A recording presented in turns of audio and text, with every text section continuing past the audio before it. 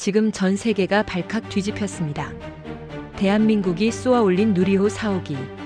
모두가 단순한 우주 발사라고 생각했지만 미국 핵 전문가의 분석 한 줄이 모든 평가를 뒤엎었습니다. 저건 위성을 실은 우주 발사체가 아니라 즉시 사용 가능한 대륙간 탄도미사일이다.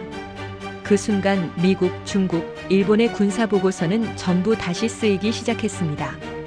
도대체 무슨 일이 벌어진 걸까요? 지금 시작합니다. 구독과 좋아요 눌러주세요. 누리호 4호기가 13기의 위성을 품고 우주로 날아올랐습니다. 세계는 며칠 뒤에야 이 로켓의 진짜 의미를 깨달았죠. 설계 구조 91%가 ICBM과 동일하다는 분석이 쏟아지면서 한국은 하룻밤 사이에 우주 강국 논쟁의 중심에 섰습니다. 저는 엘리엇 하먼입니다. 미국 국무부 우주안보 전략국에서 국장직을 맡고 있고 전 세계 우주개발 동향을 분석해서 미국의 안보 전략에 반영하는 일을 하죠. NASA 출신 엔지니어들부터 CIA 분석관들까지 우주와 안보가 교차하는 모든 영역이 제 책상 위로 올라옵니다. 스페이스X의 스타링크 군사화 문제도 다뤘고 중국의 우주정거장 건설도 직접 브리핑했어요. 그래서 솔직히 말씀드리면 한국의 로켓 발사 같은 건 제 우선순위 목록에서 한참 아래에 있었습니다. 그날 새벽에도 저는 사무실에서 중국의 창정 로켓 시리즈 분석 보고서를 검토하고 있었죠. 부관이 문을 두드리며 들어왔을 때 저는 고개도 들지 않았습니다. 국장님, 한국이 방금 누리호 4호기를 발사했습니다. 저는 모니터에서 눈을 떼지 않은 채 손을 저었어요. 알았어. 파일럿도. 그게 전부였습니다. 동맹국 하나가 위성 몇 개 올렸다고 세상이 바뀌겠습니까? 저는 진심으로 그렇게 생각했죠. 하지만 제가 몰랐던 건 바로 그 순간 나로우주센터에서 벌어지고 있던 일의 진짜 무게였습니다. 발사 12시간 전 전라남도 고흥군 나로우주센터 발사 통제동은 이미 전쟁터였어요. 한국항공우주연구원 연구원들과 한화에어로스페이스에서 파견 나온 엔지니어들이 각자의 모니터 앞에서 숫자들과 싸우고 있었죠. 누리호의 심장인 75톤급 액체 엔진, 그 핵심 부품을 한화가 만들었다는 사실을 저는 그때 전혀 몰랐습니다. 그저 한국이 또 로켓 하나 쏘려나 보다 그 정도로만 생각했어요. 총괄 지휘를 맡은 김정호 발사단장은 통제실 한가운데 서서 스크린을 응시하고 있었습니다. 그의 눈앞에는 13기의 위성 상태가 실시간으로 표시되고 있었죠. 군 정찰 위성 3기, 초소형 군집 위성 8기, 과학기술 실험 위성 2기. 총 중량 960kg이었어요. 한국이 단 한 번의 발사로 이 모든 것을 궤도에 올리겠다는 야심찬 계획이었습니다. 일단 추진체 최종 점검 완료했습니다. 2단 산화제 충전량 정상이에요. 위성 분리 시퀀스 시뮬레이션 13기 전부 녹색입니다. 보고가 연달아 들어왔죠. 김정호 단장은 고개를 끄덕이며 시계를 확인했습니다. 발사 예정 시각까지 6시간이었어요. 모든 것이 순조로워 보였습니다. 그런데 바로 그때였죠.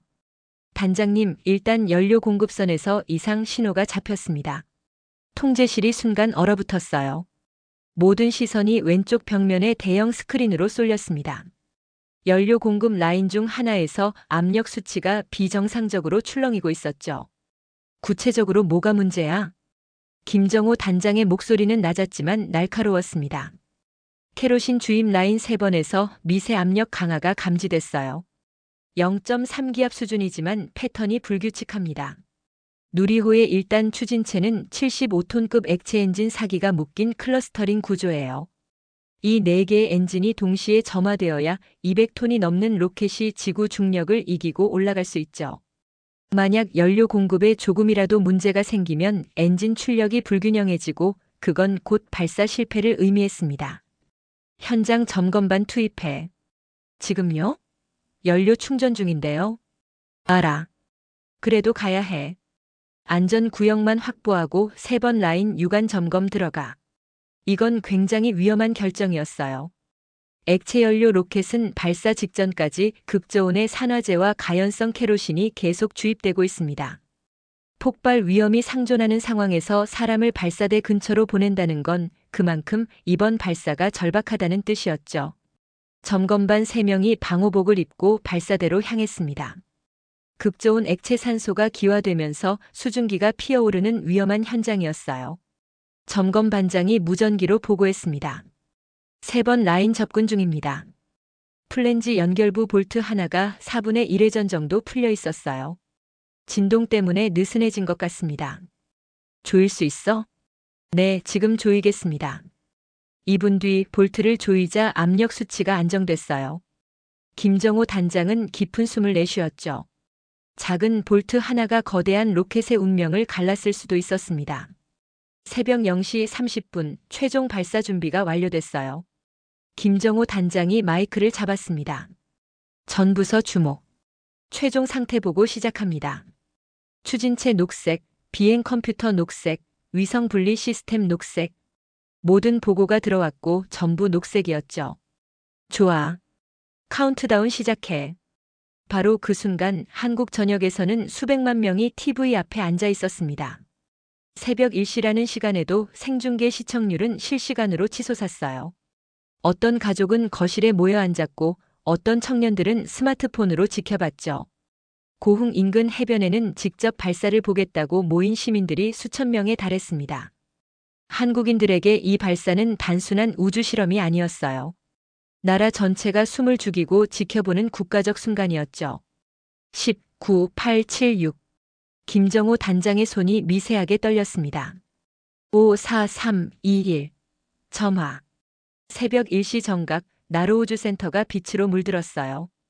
75톤급 엔진 4기가 동시에 불을 뿜었고 200톤이 넘는 누리호가 천천히 발사대를 이탈하기 시작했습니다. 굉음이 대지를 흔들었죠. 수 킬로미터 밖 해변에서 지켜보던 시민들도 그 진동을 온몸으로 느꼈어요. 발사 127초 후 1단이 분리됐습니다. 274초 후 2단 분리, 521초 후 3단 엔진 점화. 모든 시퀀스가 계획대로 진행됐어요. 그리고 발사 14분 후 첫 번째 위성이 분리됐습니다. 1호기 분리 확인, 2호기 분리 확인. 13기의 위성이 차례로 우주 공간에 풀려났어요. 마지막 위성이 분리됐을 때 통제실 전체가 환호성으로 가득 찼습니다. 한화 에어로스페이스에서 파견 나온 엔지니어들도 서로 부둥켜 안았죠. 그들이 만든 엔진이 제 역할을 완벽하게 해낸 겁니다. 하지만 그 순간에도 저는 여전히 워싱턴 사무실에서 중국 로켓 보고서를 읽고 있었어요. 부관이 가져다 놓은 파일은 책상 한 구석에 먼지처럼 놓여 있었죠. 동맹국 하나가 위성 좀 올렸다고 세상이 바뀌겠나. 그때 저는 정말로 그렇게 생각했습니다. 그 파일이 며칠 뒤 제 책상 위 가장 민감한 보고서가 될 줄은, 그리고 그 안에 담긴 숫자들이 제 세계관을 송두리째 뒤흔들 줄은 전혀 몰랐어요. 며칠이 지났습니다. 부관이 가져다 놓은 그 파일은 여전히 책상 한 구석에 있었어요. 중국 보고서 밑에 깔려서 거의 보이지도 않았죠. 저는 그 파일의 존재조차 잊고 있었습니다. 그날 오전 10시 주간 우주동향 브리핑이 있었어요. 국무부 우주안보 전략국 소속 분석관 12명이 회의실에 모였습니다. 매주 화요일마다 열리는 정례 브리핑이었죠. 대형 스크린에는 이번 주 검토 대상 국가들이 표시되어 있었어요. 중국은 슬라이드가 23장이었고 러시아는 14장, 이란은 8장, 인도는 5장이었습니다. 그리고 한국은 딱 1장뿐이었어요. 저는 그 배분을 보며 고개를 끄덕였습니다. 적절하다고 생각했죠. 중국이 압도적으로 많은 건 당연했어요. 그들은 달 뒷면에 탐사선을 보냈고 독자 우주정거장을 운영하고 있었으니까요. 러시아는 여전히 미국의 전통적 경쟁자였고 이란과 인도도 나름의 우주 야망을 키우고 있었습니다. 한국은 그 목록 맨 끝에 슬라이드 한 장으로 존재했어요. 브리핑이 시작됐습니다. 중국 담당 분석관이 앞으로 나왔어요. 창정 오비 로켓의 새로운 개량형이 확인됐습니다. 페이로드 용량이 기존 대비 15% 증가했고 이는 대형 군사위성 탑재 가능성을 의미합니다. 슬라이드가 넘어갈 때마다 질문이 쏟아졌어요. 궤도 분석, 추진체 성능, 군사적 함해, 미국 위성에 대한 위협 가능성. 45분 동안 열띤 토론이 이어졌죠. 저도 몇 가지 질문을 던졌습니다. 중국의 우주 굴기는 미국의 실질적 위협이었으니까요. 러시아 파트도 30분이나 걸렸습니다. 새 우주정거장 모듈 도킹 실험에 대한 상세 분석이었어요. 이란은 15분, 인도는 10분이었죠. 모든 국가에 대해 진지한 토론이 오갔습니다. 그렇게 2시간이 훌쩍 지났어요. 분석관들 사이에서 슬슬 하품이 나오기 시작했죠. 그때 진행을 맡은 부국장이 말했습니다. 자, 마지막. 한국. 스크린에 슬라이드 하나가 떴어요. 누리호 4호기 발사 사진 한 장과 간단한 요약문 2줄이 전부였습니다. 누리호 4호기 위성 13기 궤도 진입 성공. 민간 기업 한화에어로스페이스 총괄 참여. 이상입니다. 30초였어요. 슬라이드 하나, 문장 2개, 설명 30초. 그게 한국에 할당된 전부였습니다. 질문 있으신 분? 회의실이 조용했어요. 아무도 손을 들지 않았습니다. 2시간 넘게 중국과 러시아에 대해 격렬하게 토론하던 분석관들이 한국에 대해서는 아무 관심이 없었죠. 잠시 침묵이 흐르다가 누군가가 작은 소리로 중얼거렸어요. 위성 13개를 올렸다니. 부지런하긴 하군. 그런데 전략적 의미는 없어. 킥킥거리는 웃음소리가 퍼졌습니다. 저도 따라 웃었어요. 맞는 말이었으니까요. 스페이스X가 어제 60개 쐈는데 13개가 뭐 대수야? 웃음이 더 커졌습니다. 옆자리 동료가 농담처럼 말했어요. 열심히 하네요, 코리아. 동맹국이니까 박수는 쳐줍시다. 짝짝짝. 누군가 가볍게 박수를 쳤고 다들 웃었습니다. 완전히 농담 분위기였죠. 부국장도 피식 웃으며 손을 저었어요. 좋아요, 한국은 여기까지. 수고하셨습니다. 다음 주에 봅시다. 브리핑이 끝났습니다. 2시간 15분 중 한국에 할당된 시간은 정확히 47초였어요. 저는 그게 당연하다고 생각했습니다. 미국이 1969년에 달에 사람을 보냈을 때 한국은 제대로 된 자동차 공장도 없던 나라였으니까요. 반세기가 넘는 격차를 47초로 요약하는 건 오히려 관대한 처사였죠. 회의실을 나오는데 마이클이 제 옆으로 왔습니다. 그는 아시아 지역 담당이었고 서울에서 3년간 근무한 경험이 있었어요. 엘리엇, 아까 회의 좀 그렇지 않았어? 뭐가? 한국. 슬라이드 하나에 47초라니. 저는 어깨를 으쓱했습니다. 적절한 배분 아니야? 중국이 달 뒷면에 갔을 때 한국은 뭐 했어? 스페이스X가 재사용 로켓으로 혁명을 일으킬 때 한국은 아직 일회용 로켓이잖아. 비교가 안 되지. 궤도 진입 정밀도는 봤어? 아니, 안 봤는데. 왜? 마이클은 잠시 망설이더니 목소리를 낮췄어요. 국방부 쪽에서 좀 신경 쓰고 있다고 하더라고. 나도 정확한 건 모르겠는데 분석관들 사이에서 한국 얘기가 자꾸 나와. 국방부가? 한국 위성 때문에? 저는 웃음이 나왔습니다. 국방부가 신경 쓸 대상은 중국의 위성 요격 미사일이나 러시아의 극초음속 무기였어요. 한국의 위성 발사가 왜 국방부 레이더에 걸리겠습니까? 마이클, 한국은 동맹국이야. 위성 몇 개 올렸다고 안보 위협이 될 리가 없잖아. 위협이라는 게 아니라. 한국은 잘하고 있어. 인정해. 하지만 우주강국? 그건 다른 얘기야. 기술력의 깊이가 달라. 마이클은 뭔가 더 말하려다가 입을 다물었습니다. 답답한 표정이었지만 저는 신경 쓰지 않았어요. 그는 서울에서 너무 오래 있어서 객관성이 떨어졌다고 생각했죠. 그날 저녁 퇴근 준비를 하고 있을 때였습니다. 부관 제이슨이 노크도 없이 문을 열고 들어왔어요. 그의 손에는 빨간 테두리가 둘린 봉투가 들려 있었습니다. 표정이 심상치 않았죠. 국장님, 분석팀에서 올라온 겁니다. 긴급이에요. 이 시간에? 뭔데? 적색 궤도 보고서입니다. 한국 편이요. 적색 궤도 보고서. 이 이름을 듣는 순간 저는 손을 멈췄어요. 우리 부서에서 적색이 붙은 문서는 특별한 의미가 있었습니다. 안보적으로 주시해야 할 대상에게만 붙이는 분류였죠. 중국, 러시아, 북한, 이란. 지금까지 그 목록에 동맹국이 들어간 적은 단 한 번도 없었어요. 한국이라고? 왜 적색이야? 저도 모릅니다. 내일 오전까지 검토해달라고 했어요. 국장님 서명이 필요하대요. 제이슨이 봉투를 책상 위에 내려놓고 나갔습니다. 저는 그 봉투를 바라봤어요. 빨간 테두리 안에 기밀이라는 도장이 찍혀 있었죠. 낮에 마이클이 했던 말이 떠올랐습니다. 국방부가 신경 쓰고 있다던 그 말이요. 봉투를 열어볼까 하다가 시계를 봤습니다. 저녁 8시가 넘어 있었어요. 아내와 저녁 약속이 있었죠. 결혼 기념일 일주일 전이라 미리 예약해둔 레스토랑이 있었습니다. 내일 아침에 보자. 저는 봉투를 서류함에 넣고 사무실을 나섰습니다. 엘리베이터를 기다리며 창밖을 봤어요. 워싱턴의 야경이 반짝이고 있었습니다. 낮에 회의실에서 있었던 일이 떠올랐어요. 47초 슬라이드 한 장 킥킥거리는 웃음. 한국은 그 정도 취급이었습니다. 농담거리 회의 막바지에 잠깐 언급되고 잊혀지는 나라. 한국은 그냥 열심히 따라오는 중견국일 뿐이야. 그날 밤 저는 아무 걱정 없이 잠들었어요. 하지만 다음 날 아침 그 빨간 봉투를 열어본 순간 저는 깨닫게 됩니다. 회의실에서 웃던 동료들이 그리고 저 자신이 얼마나 무지했는지를요.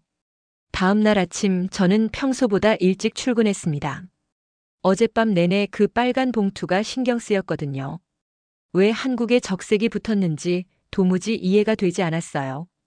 아내 옆에서 뒤척이다가 결국 새벽 5시에 일어났죠. 사무실에 도착하자마자 서류함에서 봉투를 꺼냈습니다. 빨간 테두리 안에 기밀이라는 도장이 선명했어요. 봉투를 뜯는 순간 왠지 모르게 손이 살짝 떨렸습니다. 안에는 30페이지 분량의 보고서가 들어있었죠. 표지에는 이렇게 적혀 있었어요. 적색 궤도 보고서 대한민국 누리호 4호기 기술 분석. 저는 커피 한 잔을 내리고 자리에 앉았습니다. 천천히 첫 페이지를 넘겼어요. 처음 몇 장은 발사계획이었습니다. 발사 일시, 발사 장소, 위성 목록. 이미 알고 있는 내용이었죠. 별것 아니라고 생각하며 페이지를 넘겼습니다. 그런데 7페이지부터 분위기가 달라졌어요. 부품 국산화 현황이라는 제목 아래 숫자들이 빼곡히 적혀 있었습니다. 저는 처음에 오타인 줄 알았어요. 국산 부품 수 37만 개. 국산화율 100%. 37만 개라고요? 저는 눈을 비비고 다시 봤습니다. 숫자는 변하지 않았어요. 로켓 하나에 들어가는 부품이 37만 개이고 그 전부가 한국산이라는 뜻이었죠. 단 하나의 외국 부품도 없이 로켓을 만들었다는 겁니다. 저는 잠시 멈췄어요. 미국의 로켓들도 상당수 부품을 해외에서 조달합니다. 스페이스X조차 일부 특수 소재는 수입에 의존하죠. 러시아산 티타늄, 일본산 탄소섬유, 독일산 정밀 베어링. 글로벌 공급망 없이 로켓을 만드는 건 거의 불가능에 가깝습니다. 그런데 한국이 37만 개 부품을 전부 자국에서 만들었다고요? 페이지를 넘겼습니다. 다음 항목은 더 충격적이었어요. 참여 기업 수 300여 개. 개발 기간 15년. 한국의 기업 300곳이 15년 동안 이 로켓 하나에 매달렸다는 뜻이었습니다. 저는 의자 등받이에 기대며 생각했어요. 15년이면 2010년부터 시작했다는 건데 그때 한국은 자력으로 로켓을 쏠 능력이 전혀 없었죠. 나로호 1차 발사가 실패했던 해였습니다. 러시아에서 일단 로켓을 통째로 수입해야 했던 시절이에요. 거기서부터 시작해서 여기까지 온 거였습니다. 하지만 진짜 충격은 그 다음 페이지에 있었습니다. 궤도 진입 정밀도 분석이라는 제목이 눈에 들어왔어요. 저는 무심코 숫자를 읽었습니다. 그리고 멈췄죠. 목표 궤도 550km. 실제 진입 궤도 550.3km. 오차 300m. 저는 커피잔을 내려놓았습니다. 손이 떨렸어요. 300m라고요? 고도 550km 상공에서 오차가 고작 300m? 이게 가능해? 저도 모르게 혼잣말이 나왔습니다. 우주 발사에서 궤도 오차는 보통 수 킬로미터 단위로 측정해요. 미국의 최신 로켓도 12km 오차는 허용 범위 안으로 봅니다. 심지어 GPS 위성을 올릴 때도 500m 이내면 성공으로 칩니다. 그런데 한국은 300m? 이건 통신 일성 수준이 아니었어요. 저는 급하게 페이지를 넘겼습니다. 분석팀의 코멘트가 적혀 있었죠. 본 정밀도는 민간 우주 발사체 기준을 크게 상회함. 해당 수준의 궤도 제어 능력은 군사 위성 배치 또는 정밀 유도 시스템에 준하는 기술력을 의미함. 군사 위성 배치, 정밀 유도 시스템. 저는 보고서를 덮고 잠시 창밖을 바라봤습니다. 어제 회의실에서 있었던 일이 떠올랐어요. 슬라이드 한 장 47초 킥킥거리는 웃음. 열심히 하네요, 코리아. 우리는 한국을 완전히 농담거리로 취급했죠. 그런데 이 숫자들은 농담이 아니었습니다. 저는 다시 보고서를 펼쳤어요. 이번에는 처음부터 꼼꼼히 읽기 시작했습니다. 아까 대충 넘겼던 기술 사양 페이지로 돌아갔죠. 누리호의 1단 추진체는 75톤급 액체 엔진 4기를 클러스터링한 구조였어요. 이 엔진을 한화 에어로스페이스가 독자 개발했다고 적혀 있었습니다. 저는 한화라는 이름을 기억했어요. 어제 브리핑에서 잠깐 언급됐던 그 회사였죠. 한화 에어로스페이스의 이력도 첨부되어 있었습니다. K9 자주포, 천국 미사일, 전투기 엔진. 전부 방산 제품이었어요. 이 회사가 무기를 만들던 기술력으로 로켓 엔진을 개발한 거였습니다. K9 자주포는 세계 자주포 시장 점유율 1위라고 적혀 있었죠. 터키, 폴란드, 호주, 인도까지 수출한 베스트셀러였어요. 방산 기업이 우주 발사체를. 저는 중얼거렸어요. 미국에서는 방산과 우주가 어느 정도 분리되어 있습니다. 물론 로키드 마틴이나 보잉 같은 회사들이 양쪽 다 하지만 그건 매출 수백억 달러짜리 거대 기업이니까 가능한 거죠. 한국은 중견 방산 기업 하나가 로켓 엔진까지 만들어버린 겁니다. 다음 페이지에는 비행 컴퓨터 분석이 있었어요. 누리호의 비행 제어 시스템도 100% 국산이었습니다. 발사부터 위성 분리까지 모든 시퀀스를 자체 개발한 소프트웨어가 제어했죠. 13기의 위성을 순차적으로 분리하는 건 굉장히 복잡한 작업이에요. 각 위성마다 분리 타이밍, 속도, 각도가 다 달라야 합니다. 타이밍이 0.1초만 어긋나도 위성끼리 충돌하거나 궤도가 틀어질 수 있거든요. 그런데 한국은 13기를 전부 정확한 궤도에 올렸습니다. 오차 300m로요. 저는 계산기를 꺼냈어요.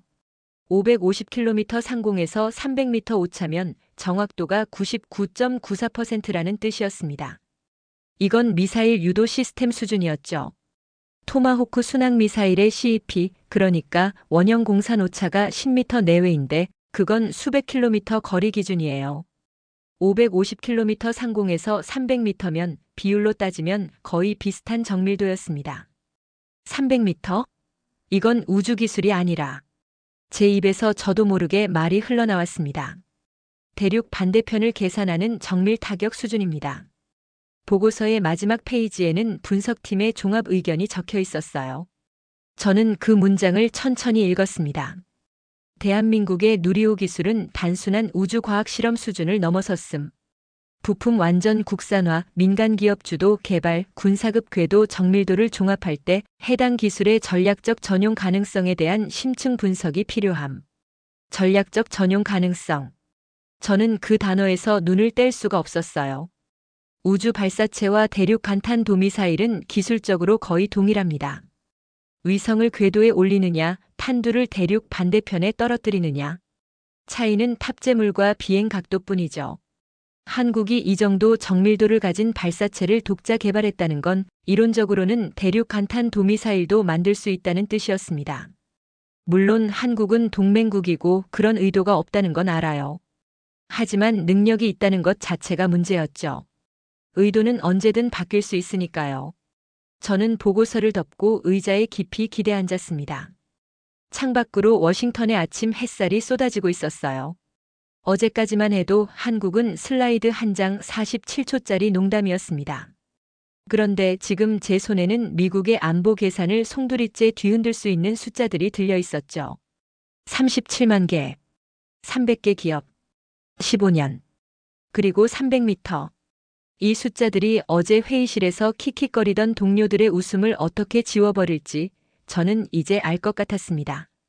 보고서를 덮고 나서도 저는 한동안 멍하니 앉아 있었습니다.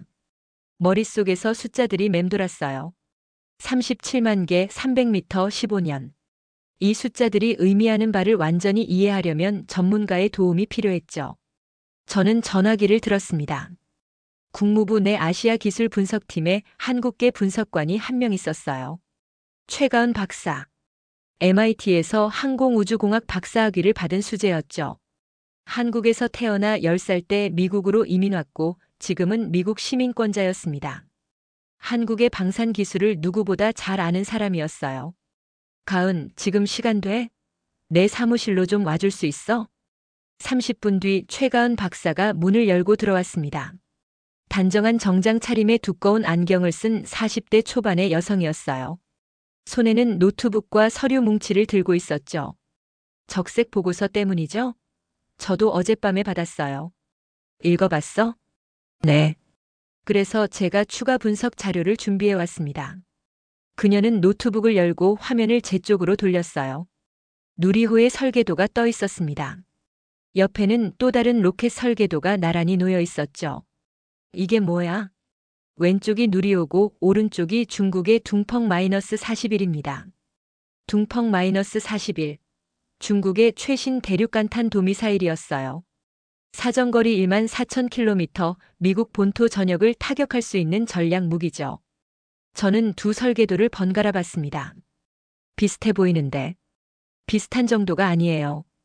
기본 구조가 거의 동일합니다. 최가은 박사가 화면을 확대했어요.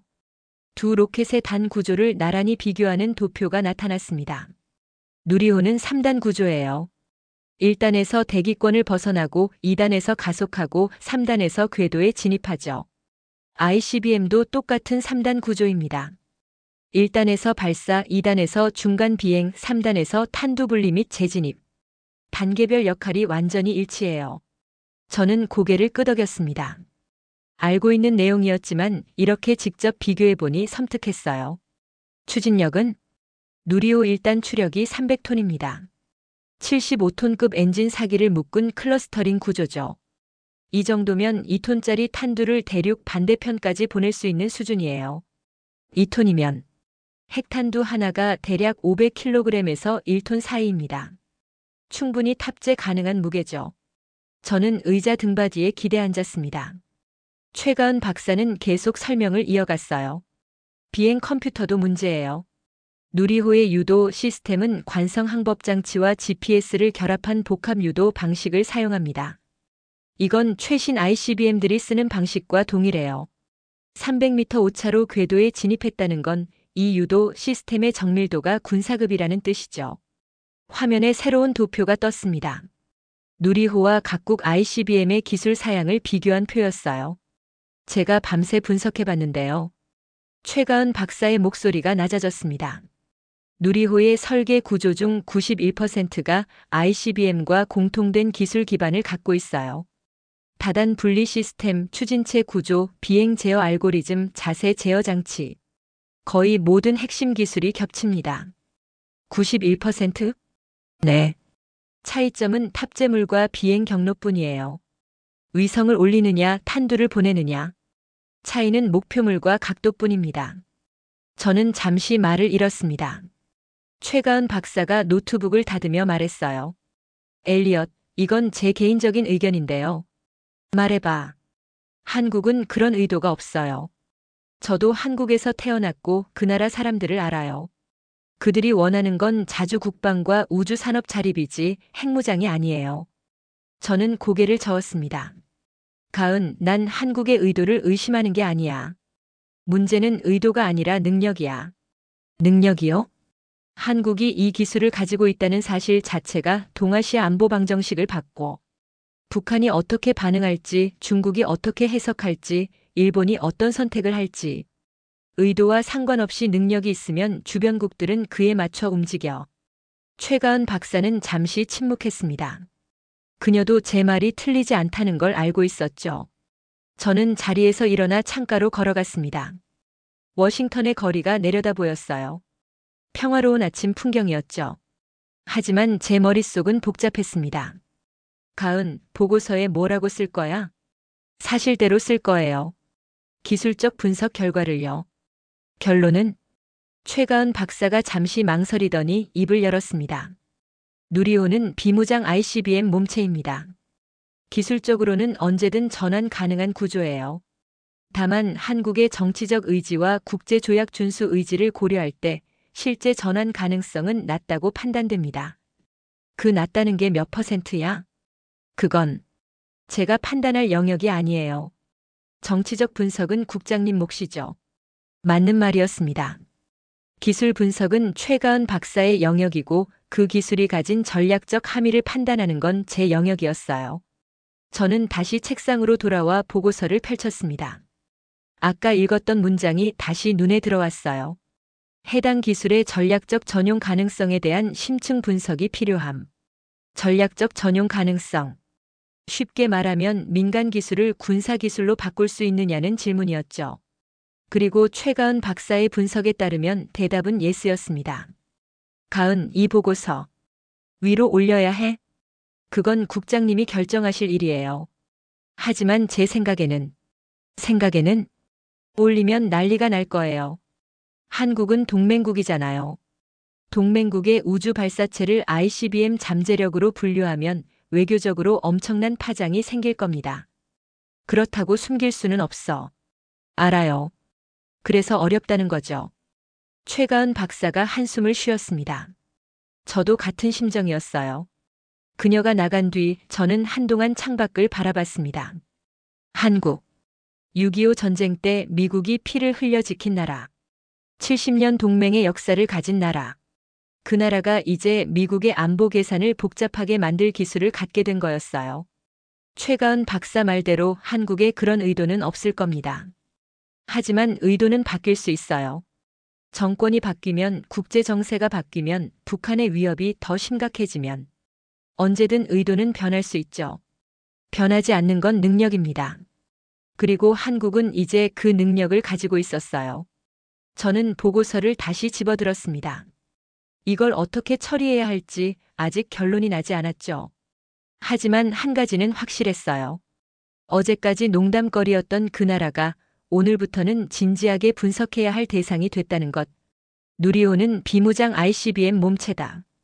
이 한 문장이 제 머릿속을 떠나지 않았습니다. 최가은 박사가 떠난 뒤 저는 보고서를 다시 펼쳤습니다. 아까 넘겼던 페이지 중에 자세히 읽지 않은 부분이 있었거든요. 발사체 개발 주체 분석이라는 챕터였어요. 저는 커피를 한 모금 마시며 읽기 시작했습니다. 그런데 첫 문장부터 이상했어요. 누리호 4호기는 대한민국 최초로 민간 기업이 총괄 제작한 우주 발사체임. 민간 기업이 총괄 제작? 저는 눈을 비비고 다시 읽었습니다. 보통 우주 발사체는 국가기관이 주도해요. 미국은 NASA, 러시아는 로스코스모스, 중국은 국가항천국. 민간 기업이 참여하더라도 국가기관의 지휘 아래에서 부품을 납품하는 형태가 일반적이죠. 그런데 한국은 달랐습니다. 보고서에 따르면 누리호 4호기는 한국항공우주연구원이 기술을 이전하고 한화에어로스페이스가 제작을 총괄했어요. 국가기관이 뒤로 빠지고 민간 기업이 전면에 나선 거였죠. 저는 급히 페이지를 넘겼습니다. 한화에어로스페이스에 대한 상세 분석이 나왔어요. 한화에어로스페이스. 한국의 방산 기업이었습니다. 원래 삼성에서 분사한 회사였는데 지금은 한화그룹 소속이었죠. 이 회사의 제품 목록을 보는 순간 저는 의자에서 몸을 일으켰어요. K9 자주포는 세계 시장 점유율 1위로 터키, 폴란드, 호주까지 수출됐고 천국 미사일은 사우디아라비아와 수출 협상 중이었어요. T-50 훈련기 엔진은 미국 로키드 마틴과 공동 개발했고 K2 전차 파워팩까지 만드는 회사였습니다. 전부 무기였어요. 이 회사는 본업이 무기를 만드는 거였습니다. 그런데 그 회사가 우주 로켓을 만들었다고요? 저는 다음 페이지로 넘겼습니다. 분석팀이 정리한 기술 연계 분석이 나왔어요. 자주포를 만들면서 익힌 포신 제어 기술이 로켓 자세 제어에 쓰였고 천국 미사일의 유도 컴퓨터가 비행 제어 소프트웨어가 됐어요. 항공기 엔진의 터보펌프 기술은 로켓 연료 공급 시스템의 핵심이 됐죠. 한화에어로스페이스는 무기를 만들면서 축적한 기술을 그대로 로켓에 적용한 거였습니다. 수십 년간 쌓아온 방산 기술이 우주 발사체의 뼈대가 된 거예요. 이건 뭐야? 저도 모르게 중얼거렸습니다. 세계 어디에도 없는 구조였어요. 저는 급히 전화기를 들었습니다. 국방부 연락관 스티브에게 전화를 걸었죠. 스티브, 나야. 한화에어로스페이스라는 회사 알아? 한국 방산업체 말하는 거야? K9 자주포 만드는데? 그래. 그 회사가 로켓도 만든다는 거 알았어? 전화기 너머로 잠시 침묵이 흘렀습니다. 뭐? 로켓? 무슨 로켓? 누리호. 한국 우주발사체. 그거 한화가 총괄 제작했대. 잠깐, 그게 말이 돼? 방산업체가 우주발사체를? 스티브의 목소리에도 당혹감이 묻어났어요. 저만 놀란 게 아니었죠. 보고서 읽어보니까 그렇더라고. 자주포 기술이 로켓 자세 제어에 쓰이고 미사일 유도 시스템이 비행 컴퓨터가 됐대.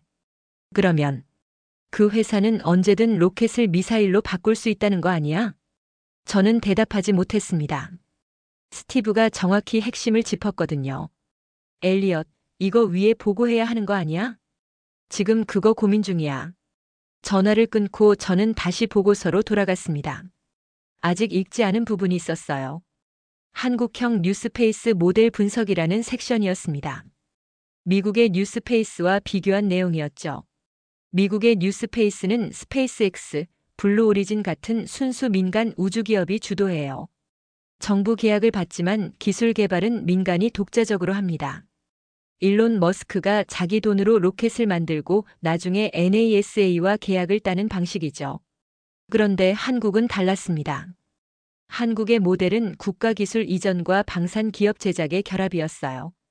정부가 핵심 기술을 개발하고 그걸 민간 방산 기업에 넘기는 거죠.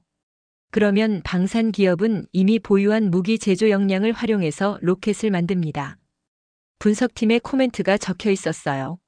한국 모델의 특징은 군사기술과 우주기술의 경계가 없다는 점임. 동일한 기업이 미사일과 로켓을 동시에 생산할 수 있는 구조로 이는 기술 전용의 속도와 효율성을 극대화함. 기술 전용의 속도와 효율성. 쉽게 말하면 로켓을 미사일로 바꾸는 게 빠르고 쉽다는 뜻이었습니다. 저는 페이지를 넘겼습니다. 더 충격적인 내용이 있었어요. 한화에어로스페이스는 2024년 기준 누리호 후속 발사체 개발을 단독 수주함. 향후 한국의 모든 우주 발사체는 해당 기업이 제작할 예정임. 모든 우주 발사체를 한민간 기업이 만든다고요? 그것도 방산 기업이? 저는 의자에 깊이 기대앉았습니다. 이건 단순한 우주 개발이 아니었어요. 한국은 국가주도 우주시대를 끝내고 민간주도 우주시대로 완전히 전환한 거였습니다. 그것도 방산 기업을 중심으로요. 과학자의 손을 떠나 이제 우주 로켓은 기술 기업의 손에서 태어나고 있었습니다. 그것도 무기를 만드는 기술 기업의 손에서요. 오후에 긴급 회의가 소집됐습니다. 국무부 우주안보 전략국 전원이 회의실에 모였어요. 부국장이 스크린 앞에 섰습니다. 다들 한국 보고서 읽었지? 오늘 논의할 건 한화에어로스페이스 건이야. 회의실 분위기가 무거웠어요. 며칠 전만 해도 한국은 슬라이드 한 장 47초짜리 농담이었습니다.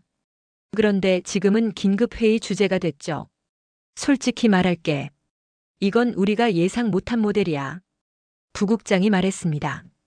미국은 NASA가 기술을 개발하고 민간 기업에 계약을 줘. 중국은 국가가 전부 통제하고. 러시아도 마찬가지야. 그런데 한국은 방산 기업이 우주를 접수했네요. 누군가 말했어요. 회의실이 술렁였습니다.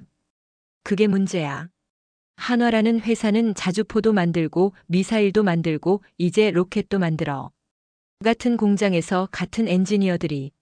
이건 기술 전용이 실시간으로 가능하다는 뜻이야. 저는 손을 들었습니다. 부국장님, 한국은 동맹국입니다. 그들이 이 기술을 악용할 거라고 보진 않아요. 나도 그렇게 생각해, 엘리엇. 하지만 문제는 다른 나라들이야. 부국장이 스크린을 바꿨습니다. 동아시아 지도가 떴어요. 북한이 이걸 어떻게 볼까? 중국은? 일본은? 한국이 ICBM 잠재력을 가진 민간 기업을 키우고 있다는 걸 알면 그들도 대응할 거야. 군비 경쟁이 시작될 수 있어. 회의실이 조용해졌습니다. 부국장의 말이 맞았어요. 한국의 의도와 상관없이 이 기술의 존재 자체가 지역 안보 방정식을 바꾸는 거였죠. 그래서 우리 결론은? 누군가 물었습니다. 아직 없어. 그래서 이 회의를 한 거야. 의견들 내봐. 저는 창밖을 바라봤습니다. 워싱턴의 하늘은 맑았지만 제 머릿속은 복잡했어요. 한국. 우리가 피를 흘려 지킨 나라. 70년 동맹. 그 나라가 이제 우리의 안보 계산을 복잡하게 만들고 있었습니다. 농담거리였던 나라가 진지한 분석 대상이 됐어요. 그리고 그 중심에는 한화에어로스페이스라는 회사가 있었습니다. 자주포와 미사일을 만들던 그 회사가 이제 우주를 향해 로켓을 쏘고 있었죠. 세계 어디에도 없는 구조다. 그 생각이 머릿속을 떠나지 않았습니다. 회의가 끝난 뒤에도 저는 사무실에 남아 있었습니다. 보고서에서 아직 제대로 읽지 않은 부분이 있었거든요. 탑재 위성 상세 분석이라는 챕터였어요.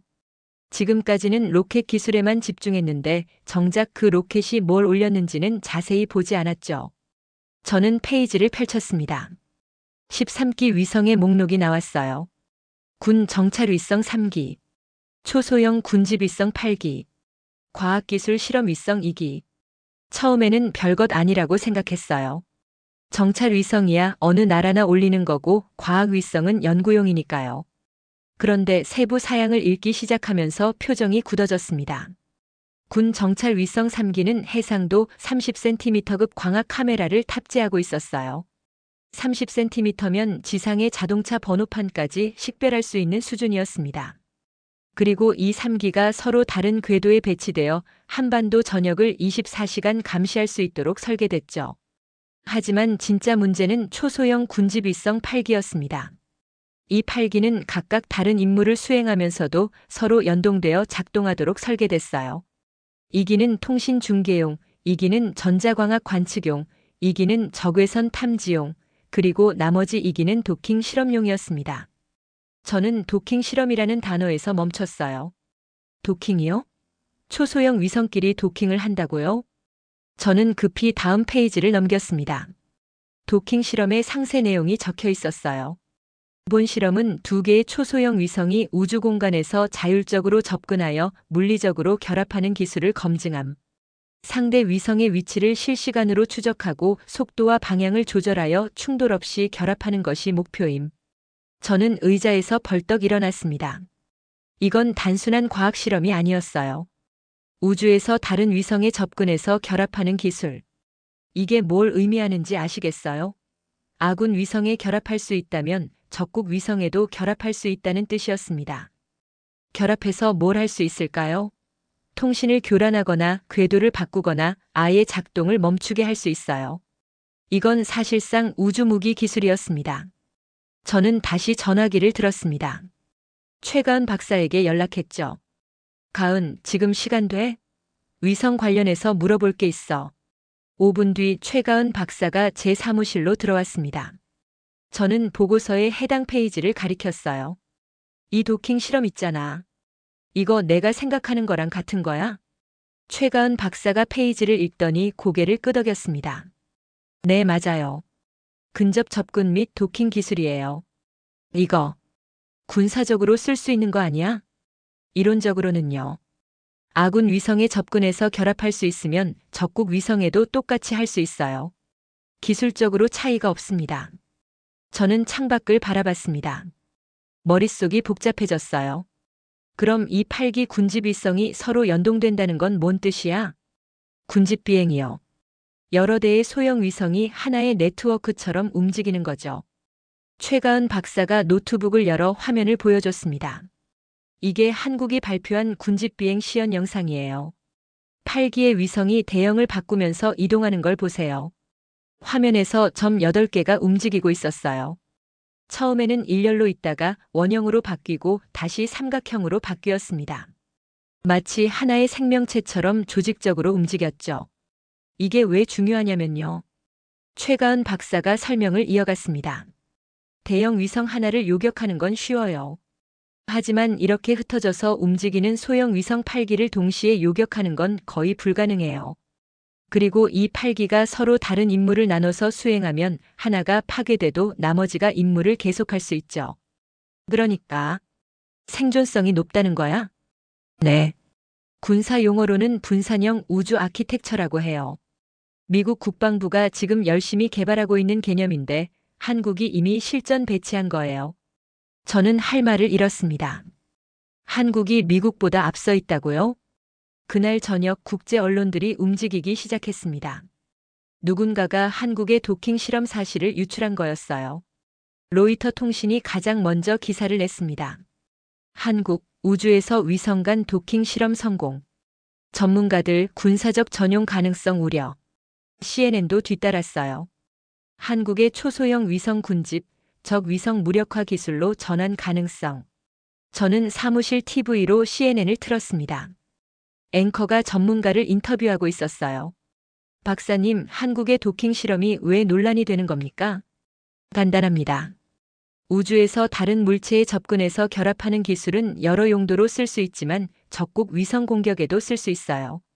기술적으로 동일합니다. 그럼 한국이 우주 무기를 개발하고 있다는 뜻입니까? 의도는 모르겠습니다. 하지만 능력은 갖추고 있다는 거죠. 또 그 말이었습니다. 의도가 아니라 능력. 최가은 박사도 했던 말이고 제가 했던 말이기도 했죠. TV 화면이 바뀌면서 한국 국방부 대변인의 기자회견 영상이 나왔어요. 이번 도킹 실험은 순수한 과학 목적입니다. 어떤 군사적 의도도 없습니다. 하지만 그 말을 믿는 사람은 많지 않아 보였어요. 기자들의 질문이 쏟아졌습니다. 같은 기술로 적국 위성을 공격할 수 있지 않습니까? 13기 위성 중 3기가 군 정찰 위성인데 순수 과학이라고 할 수 있습니까? 군집 비행 기술의 군사적 활용 계획은 없습니까? 저는 TV를 끄고 의자에 기대 앉았습니다. 이제야 전체 그림이 보이기 시작했어요. 13기 위성은 그냥 우주에 올라간 게 아니었습니다. 정찰, 통신, 관측, 도킹, 군집 비행. 각각 다른 기능을 가진 위성들이 하나의 시스템으로 연동되어 작동하고 있었어요. 이건 단순한 우주 실험이 아니라 우주 기반 군사 네트워크의 프로토타입이었습니다. 표면적으로는 과학 실험이지만 이 정밀도는 우주에서도 전술을 만들 수 있다는 뜻이었어요. 다음 날 아침 부국장이 저를 호출했습니다. 엘리엇, 한국 건 어떻게 됐어? 보고서 검토 중입니다. 그런데 어젯밤 뉴스 보셨어요? 봤어. 도킹 실험 건 말이지? 네. 생각보다 상황이 복잡합니다. 부국장이 고개를 끄덕였어요. 나도 그렇게 생각해. 위에서도 관심을 갖기 시작했어. 내일 국가안전보장회의에 브리핑 요청이 들어왔어. NSC예요? 그래. 한국 우주기술의 군사적 함의에 대해 브리핑해달라는 거야. 내가 담당해. 저는 잠시 말을 잃었습니다. NSC 브리핑이라면 대통령 직속 기관에 보고하는 거였어요. 며칠 전만 해도 슬라이드 한 장 47초짜리 농담이었던 한국이 이제 국가 최고 안보기관의 관심사가 된 거였습니다. 위성의 임무가 너무 많습니다. 너무 정교해요. 저는 부국장에게 말했습니다. 정찰, 통신, 관측, 도킹, 군집 비행. 이걸 전부 13기에 담았어요. 그리고 서로 연동됩니다. 이건 그냥 위성이 아니라 우주에 띄운 전술 네트워크예요.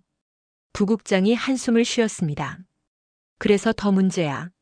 한국은 동맹국이거든. 적국이면 오히려 간단해. 제재하면 되니까. 근데 동맹국이 이런 기술을 가지면 우리가 뭘 어떻게 해야 할지 모르겠어. 저도 같은 생각이었어요. 한국을 적으로 볼 수도 없고 그렇다고 이 기술을 그냥 무시할 수도 없었습니다. 13기 위성은 조용히 지구 위를 돌고 있었어요. 그리고 그 위성들이 가진 잠재력은 이제 워싱턴 전체를 긴장시키고 있었습니다. NSC 브리핑 다음 날 저는 의외로 호출됐습니다. 상원군사위원회 비공개 청문회였어요. 한국의 우주기술에 대한 긴급 보고를 요청받은 거였죠. 의사당 지하 회의실로 들어가는 발걸음이 무거웠습니다. 이 자리에서 제가 하는 말 한마디가 미국의 동맹 정책을 뒤흔들 수도 있었어요. 70년 동맹의 운명이 제 어깨에 달린 것 같았죠. 회의실 문을 열자 12명의 상원의원이 반원형 테이블에 앉아 있었습니다. 중앙에는 군사위원장 로버트 헤이든 의원이 있었어요. 공화당 강경파로 유명한 인물이었죠. 그 옆에는 민주당의 캐서린 박 의원이 앉아 있었습니다. 한국계 미국인 2세로 한미동맹의 열렬한 지지자였어요. 엘리엇 탐원 국장 자리에 앉으시죠. 헤이든 위원장이 말했습니다. 저는 증인석에 앉았어요. 앞에는 제가 준비한 30페이지짜리 보고서가 놓여 있었죠. 오늘 이 자리는 한국의 누리호 발사체가 가진 군사적 잠재력에 대해 논의하기 위해 마련됐습니다. 국장님, 핵심 내용을 브리핑해 주시죠. 저는 보고서를 펼쳤습니다. 손이 약간 떨렸어요. 의원님들, 저는 지난 2주간 한국의 누리호 4호기 기술을 분석했습니다. 결론부터 말씀드리면 이 발사체는 단순한 우주과학 실험 수준을 넘어서는 기술력을 보여주고 있습니다. 회의실이 조용해졌어요. 모든 시선이 저에게 집중됐습니다. 먼저 설계 구조에 대해 말씀드리겠습니다. 저는 첫 번째 슬라이드를 띄웠어요. 누리호는 설계, 추진, 비행 계산 체계 중 91%가 장거리 전략 미사일과 공통된 구조입니다. 3단 분리 시스템, 액체 추진체, 관성항법 유도 장치. 이 모든 게 ICBM과 동일한 기술 기반이에요. 헤이든 위원장이 몸을 앞으로 숙였습니다. 91%라고요? 그럼 사실상 ICBM이라는 말씀이신가요? 기술적으로는 그렇습니다. 차이점은 탑재물과 비행 경로뿐이에요. 위성을 올리느냐, 탄두를 보내느냐. 그 차이입니다. 회의실이 술렁였어요. 의원들 사이에서 속삭이는 소리가 들렸습니다. 저는 두 번째 슬라이드로 넘어갔습니다. 이게 가장 논란이 될 부분이었어요. 다음은 재진입 기술에 대한 분석입니다. 저는 잠시 숨을 고르고 말을 이었습니다. 한국은 이미 고위력 탄두 재진입 실험을 단계적으로 완료했고 고온, 고압 환경 대응 데이터를 확보한 상태입니다. 현무 시리즈 탄도미사일 개발 과정에서 축적한 기술이에요. 잠깐요. 캐서린 박 의원이 손을 들었습니다. 재진입 기술이 있다는 게 무슨 의미인지 일반인도 이해할 수 있게 설명해 주시겠어요? 네, 의원님. ICBM이 효과적으로 작동하려면 세 가지 기술이 필요합니다. 첫째, 탄두를 우주까지 올리는 추진력. 둘째, 목표 지점까지 정확히 유도하는 항법 시스템. 셋째, 대기권으로 재진입할 때 발생하는 수천 도의 열과 압력을 견디는 방열 기술. 한국은 이 세 가지를 모두 보유하고 있습니다. 회의실이 더 술렁였어요. 헤이든 위원장이 테이블을 두드렸습니다. 조용히 해주십시오. 국장님 계속하시죠. 저는 세 번째 슬라이드를 띄웠습니다. 분석팀의 결론입니다. 이론적으로는 2에서 3년이면 장거리 전략무기 수준으로 전환 가능하다는 게 저희 판단입니다. 2에서 3년이요?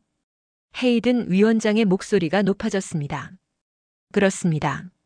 지금은 위성 운반 로켓이지만 방향과 탑재물을 바꾸면 핵 전략 로켓으로 변환할 수 있는 설계적 잠재력을 갖고 있습니다.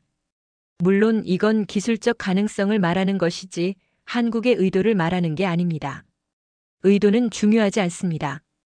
헤이든 위원장이 테이블을 내리쳤어요. 능력이 있으면 언제든 쓸 수 있다는 뜻 아닙니까? 한국을 즉시 위험국가 감시 명단에 올려야 합니다.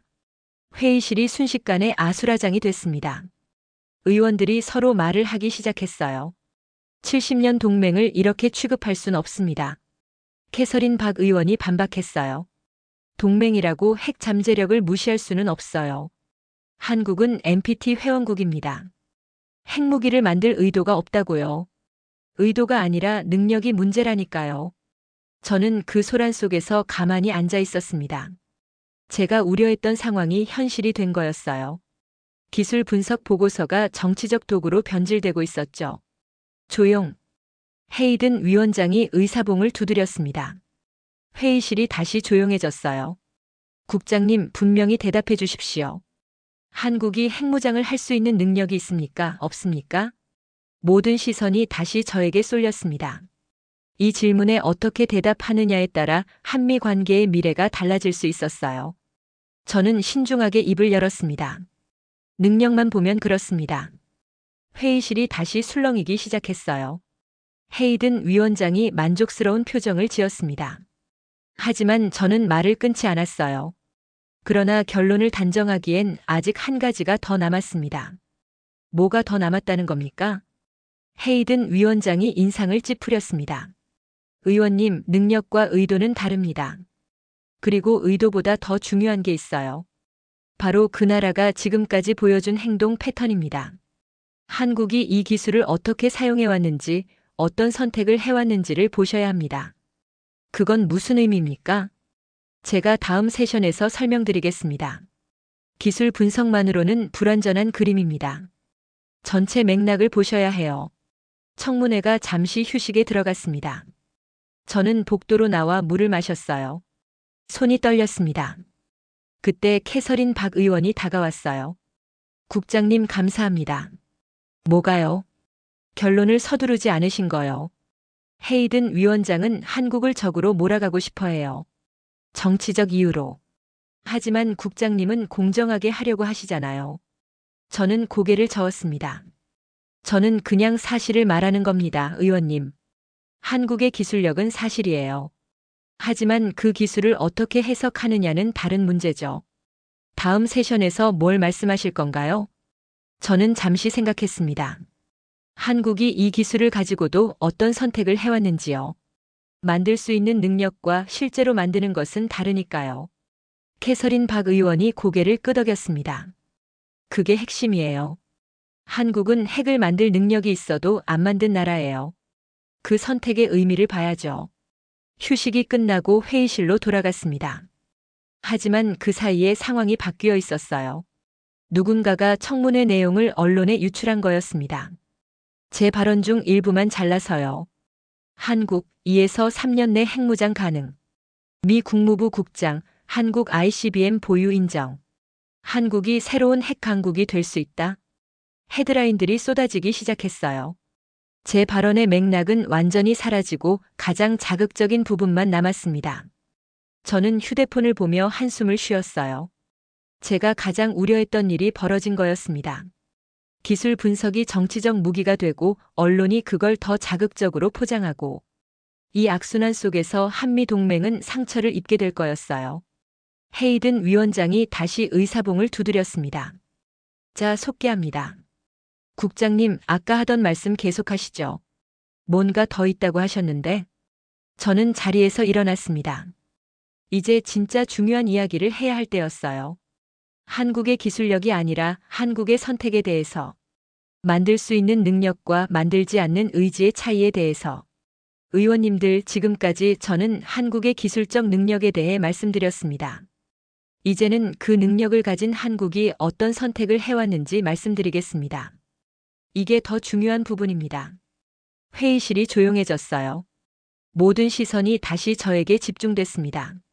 능력이 있어도 쓰지 않는 것. 만들 수 있어도 만들지 않는 것. 그게 진정한 강국의 조건 아닐까요? 저는 다음 슬라이드를 준비하며 말을 이었습니다. 그 이야기는 지금부터 시작입니다. 회의실이 조용해졌습니다. 저는 새로운 슬라이드를 띄웠어요. 화면에는 한국의 미사일 개발 역사가 시간순으로 정리되어 있었죠. 의원님들, 한국의 미사일 역사를 잠시 보시겠습니다. 저는 화면을 가리키며 말을 이었어요. 1979년 한국은 첫 탄도미사일 백곰을 개발했습니다. 사정거리 180km였죠. 하지만 그 직후 미국은 한국의 미사일 기술 통제를 요구했어요. 한국이 핵무장으로 갈까봐 우려했기 때문입니다. 슬라이드가 바뀌었습니다. 1979년부터 2021년까지 무려 42년 동안 한국은 미사일 사정거리 제한을 받았습니다.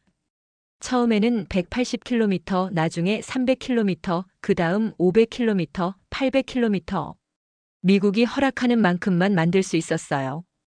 헤이든 위원장이 고개를 끄덕였습니다. 이 역사는 그도 알고 있었겠죠. 여기서 주목할 점이 있습니다. 저는 목소리를 높였어요. 한국은 42년 동안 단 한 번도 이 제한을 어긴 적이 없습니다. 기술력이 없어서가 아니에요.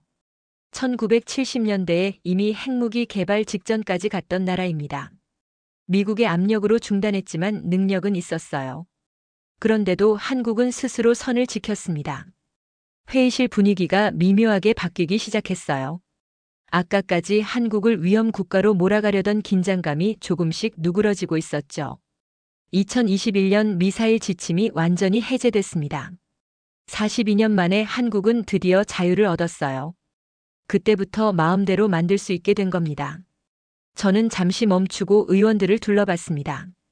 그런데 한국이 뭘 했는지 아십니까? 새로운 슬라이드가 떴습니다. 누리호 4호기의 사진이었어요. 한국은 ICBM을 만들지 않았습니다.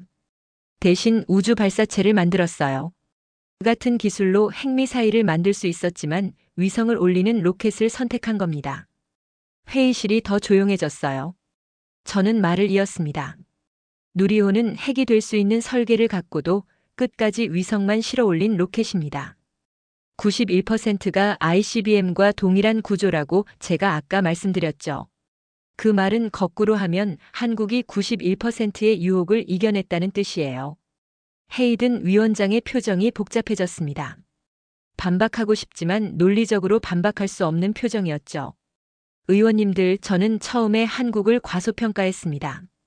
슬라이드 한 장 47초짜리 브리핑으로 충분하다고 생각했어요. 하지만 제가 틀렸습니다. 저는 솔직하게 인정했어요. 한국은 만들 수 있어서 두려운 나라가 아닙니다. 만들 수 있어도 스스로 선을 지키는 나라예요. 그게 진짜 강국의 조건 아닐까요? 캐서린 박 의원이 고개를 끄덕였습니다. 다른 의원들도 생각에 잠긴 표정이었어요. 저는 다음 슬라이드로 넘어갔습니다. 13기 위성의 사진이 떴어요. 13기 위성을 다시 보겠습니다. 아까 저는 이 위성들의 군사적 잠재력을 말씀드렸죠. 도킹 기술, 군집 비행, 정찰 능력. 다 맞는 말입니다. 저는 잠시 숨을 고르고 말을 이었어요. 하지만 더 중요한 건 이 기술을 어디에 쓰지 않았느냐입니다. 한국은 도킹 기술을 적국 위성 공격에 쓰지 않았어요. 군집 비행을 우주무기 배치에 쓰지 않았습니다. 정찰 위성으로 주변국을 위협하지 않았어요. 화면에 새로운 문장이 떴습니다. 13기 위성을 쏘는 기술보다 그 기술을 어디에 쓰지 않는지가 더 중요합니다. 이게 제가 드리고 싶은 핵심입니다. 능력보다 의도가 더 강한 나라. 그게 한국이에요. 회의실이 완전히 조용해졌습니다. 아까까지 술렁이던 분위기가 사라지고 모두가 경청하고 있었어요. 저는 마지막 슬라이드를 띄웠습니다. 나로우주센터의 야경 사진이었어요. 새벽 하늘을 가르며 올라가는 누리호의 불꽃이 선명했죠. 의원님들, 저는 이 사진을 처음 봤을 때 아무 감흥이 없었습니다. 동맹국 하나가 로켓 쐈다고 뭐가 달라지겠나 그렇게 생각했어요. 저는 솔직하게 말했습니다. 하지만 지금은 다르게 봅니다. 이 로켓은 단지 우주로 간 게 아니에요. 한국이 외부 제약을 넘어선 책임 있는 독립선언이었습니다. 저는 화면을 가리켰어요. 42년간의 미사일 제한, 미국의 기술 통제, 국제사회의 의심. 한국은 이 모든 걸 견디면서 자기만의 길을 찾았습니다. 남의 기술을 빌리지 않고 37만 개 부품을 전부 국산으로 만들었어요. 300개 기업이 15년을 매달렸죠. 저는 잠시 멈추고 의원들을 둘러봤습니다. 그리고 그 기술로 뭘 했습니까? 핵무기를 만들었습니까? 아니요. 위성을 올렸습니다. 과학 실험을 했어요. 우주 산업을 키웠죠. 이게 바로 품격 있는 독립입니다. 헤이든 위원장이 처음으로 고개를 끄덕였어요. 아까까지 강경했던 그의 표정이 조금 누그러져 있었습니다. 저는 마지막 결론을 말하기 위해 자리에서 일어섰어요. 의원님들, 저의 최종 결론을 말씀드리겠습니다. 회의실의 모든 시선이 저에게 집중됐습니다. 한국을 위험 국가 명단에 올리자는 의견이 있었습니다. 기술적 능력만 보면 그럴 수도 있어요. 91%가 ICBM과 동일하다. 2에서 3년이면 전환 가능하다. 다 사실입니다. 저는 잠시 멈추고 말을 이었어요. 하지만 저는 반대합니다. 왜냐하면 한국은 그 능력을 가지고도 42년간 선을 지켜온 나라이기 때문입니다. 핵을 만들 수 있어도 안 만들었고 ICBM을 만들 수 있어도 우주 발사체를 선택했어요. 이런 나라를 위험 국가로 분류하면 우리는 가장 믿을 수 있는 동맹을 잃게 됩니다. 캐서린 박 의원이 작게 박수를 쳤어요. 몇몇 의원들이 따라서 고개를 끄덕였습니다. 제 제안은 이겁니다. 이제 미국은 한국을 관리 대상이 아니라 함께 우주를 설계할 동등한 파트너로 보아야 합니다. 한국의 기술력은 이미 그 수준에 도달했어요. 그리고 그 기술을 책임감 있게 사용해온 역사도 증명됐습니다. 저는 마지막 문장을 말했어요. 능력은 누구나 가질 수 있습니다. 하지만 그 능력을 절제하는 힘은 아무나 갖지 못해요. 그 절제가 한국을 진짜 강국으로 만들었습니다. 감사합니다. 청문회가 끝났습니다. 헤이든 위원장은 아무 말 없이 자리를 떠났어요. 하지만 한국을 위험 국가 명단에 올리자는 제안은 더 이상 나오지 않았습니다. 복도로 나오자 캐서린 박 의원이 다가왔어요. 국장님, 훌륭한 브리핑이었습니다. 감사합니다, 의원님. 처음에 한국을 어떻게 보셨다고요? 슬라이드 한 장 47초? 저는 쓴웃음을 지었습니다. 네. 부끄럽습니다. 아니에요. 솔직하셨잖아요. 그게 더 설득력 있었어요. 캐서린 박 의원이 악수를 청했습니다. 저는 그녀의 손을 잡았어요. 한국 사람들이 이 청문회 내용을 알면 어떻게 생각할까요? 글쎄요. 아마 조용히 웃을 것 같아요. 한국 사람들은 그래요. 시끄럽게 자랑하지 않아요. 그냥 묵묵히 일하고 결과로 보여주죠. 저는 창밖을 바라봤습니다. 워싱턴의 하늘은 맑았어요. 저 하늘 위 어딘가에서 한국의 위성 13기가 돌고 있겠죠. 조용히 묵묵히 자기 임무를 수행하면서 조용한 성취. 저도 모르게 중얼거렸습니다. 네? 아니요, 그냥. 한국이라는 나라를 표현하는 말이 그거 같아서요. 조용한 성취. 시끄럽지 않지만 결국 해내는 나라. 캐서린 박 의원이 미소를 지었어요. 맞아요. 그게 한국이에요. 저는 의사당을 나서며 생각했습니다. 며칠 전만 해도 저는 한국을 농담거리로 여겼어요. 열심히 따라오는 중견국, 슬라이드 한 장이면 충분한 나라. 하지만 지금은 달랐습니다. 한국은 능력보다 의도가 더 강한 나라였어요. 만들 수 있어도 만들지 않는 절제, 가질 수 있어도 쓰지 않는 품격. 그게 진짜 강국의 조건이었습니다. 누리호는 계속 우주를 날고 있었어요. 핵이 될 수 있는 설계를 갖고도 끝까지 위성만 실어 올린 로켓. 그 로켓이 한국의 품격을 증명하고 있었습니다. 저는 하늘을 올려다보며 작게 웃었어요. 대단한 나라야, 정말.